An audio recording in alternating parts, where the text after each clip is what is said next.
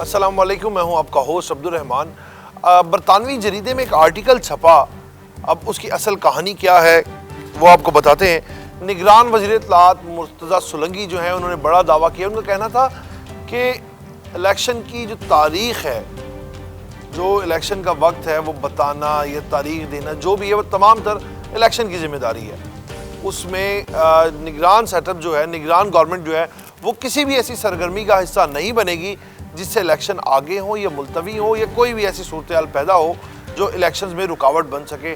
تو نگران set up جو ہے، انہوں نے کلیئر کٹ بتایا کہ وہ کسی بھی ایسی سرگرمی کا حصہ نہیں بنے گی۔ یہ تمام تر جو ذمہ داریاں ہوتی ہیں وہ الیکشن کمیشن کے اوپر عائد ہے۔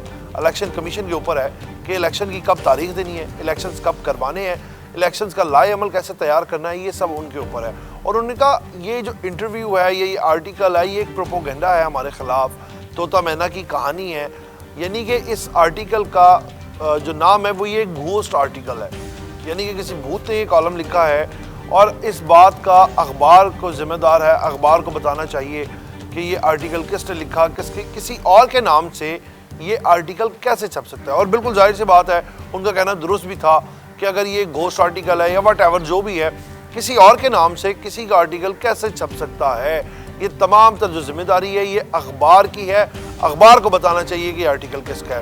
انہوں نے ایک نجی ٹی وی چینل کے ساتھ وہ پروگرام کر رہے تھے، یعنی کہ ایک چینل تھا، اس میں انہوں نے بیٹھ کے یہ تمام تر باتیں کی۔ اور ان کا مزید جو مرتضیٰ سولنگی تھے، ان کا مزید کہنا تھا کہ جو 9 مئی کے واقعات ہیں، ہم لوگوں نے ایک کمیٹی تشکیل دی اور کہا کہ الگ الگ تمام کیسز کی جو تفتیش کی جائے، لیکن انہوں نے کہا کہ کمیٹی نے مناسب سمجھا کہ تمام جو ہے وہ تفتیش اور جو حقائق ہیں اس کی تحقیق، ان کا پتہ لگایا جائے۔ انہوں نے کہا ایک ساتھ ہی ہوگی۔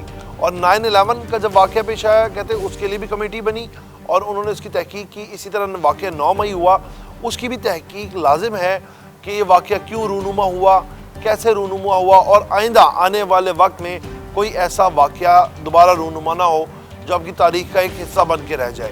انہوں نے کہا کہ ہم اس چیز میں نہیں ہے، نگران سیٹ اپ اپنی ایک وقت پورا کرنے کے لیے آئی ہے۔ جب تک کوئی سیاسی جماعت یا کوئی اور گورنمنٹ آ کے اپنا یہ منصب نہیں سنبھالتی، تب تک جو ہے نگران سیٹ اپ سنبھالے ہوئے ہے اور نگران سیٹ اپ کا کوئی زیادہ عمل درآمد نہیں ہوتا۔ اور بیسکلی ان کا کہنا بالکل درست بھی تھا کہ نگران سیٹ اپ جو ہے نا، اس کا ایک وقت ہوتا ہے اور ایک ڈومین ہوتی ہے۔ یہ پہلی بار ہے کہ نگران سیٹ اپ جو ہے وہ جو طویل عرصہ اختیار کر گئی۔ اس کی وجہ ہمارے ملک میں جو سیاسی ہلچل تھی وہ بہت تھی، اس لیے جو ہے نگران سیٹ اپ کو وقت لگ گیا کافی۔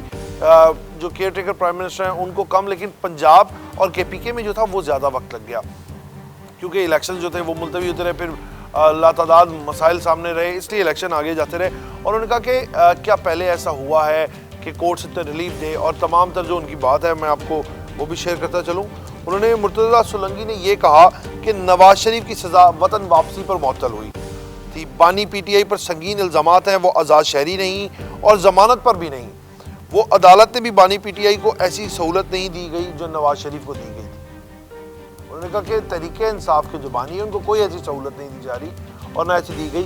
اور انہوں نے یہ بھی کہا کہ جو برطانوی آرٹیکل جو جریدے میں لگا ہے، اس میں برطانوی جریدے میں آرٹیکل چھپا ہے، انہوں نے کہا کہ کیا اس سے پہلے کسی جیل میں بیٹھے لیڈر کو ایسی سہولت ملی تھی، یہ دی گئی ہے؟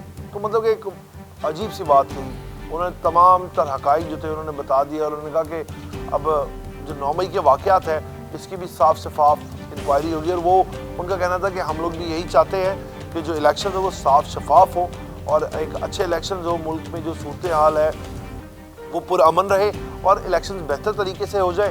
اور الیکشنز کی جو ذمہ داری ہے وہ تمام تر الیکشن کمیشن کی ہے، کوئی اور ان کے کام میں مداخلت نہیں ڈال سکتا۔ اسی کے ساتھ اپنے میزبان کو آپ اجازت دیں، آپ سے پھر ملاقات ہوگی نئے پروگرام نئے بلاگ کے ساتھ۔ تب تک کے لیے اللہ نے کے بعد۔